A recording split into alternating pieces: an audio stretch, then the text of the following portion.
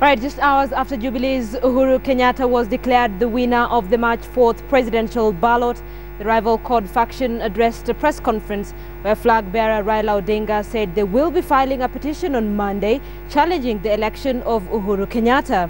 CORD says the election process had many flaws that compromised its integrity, and as Aaron Ochieng reports, the national tallying process at the Bomas of Kenya is of particular concern.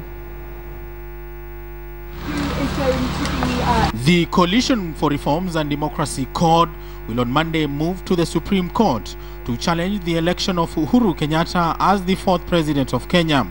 CORD leader and Prime Minister Raila Odinga says the Independent Electoral and Boundaries Commission systems failed and gave room for a manipulated process that could not have delivered a free and fair process. And when they asked the IBC how they intended to deal with those irregularities, because they said they wanted to deal with them as a commission, their agents insisted that a decision needed to be taken there and then. They retreated into a room, only to come back and order all our agents out of the room. The Prime Minister gave two constituencies of Ndiwa and Laikipia as case examples of where massive irregularities were evident. He says Laikipia was tallied twice, each with a different number, and Ndiwa, one of his strongholds, was given a lower tally. We need to deal with the weaknesses in our electoral system, and we will want to demand that they are rectified, because these elections unearth very serious weaknesses within our electoral system. Raila says he does not want to be a president by force and says he would have respected the outcome of the process if it was error-free. As you know that I'm a sportsman, I always say, asiyekubali kushindwa sio mshindani.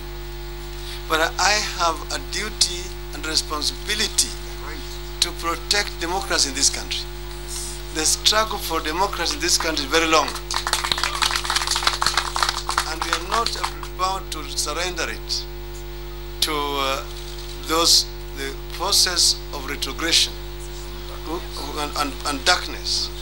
Those who have continued all the time to try to take us in the other opposite direction. He says they had made several written complaints to IEBC and will use the same as evidence at the Supreme Court.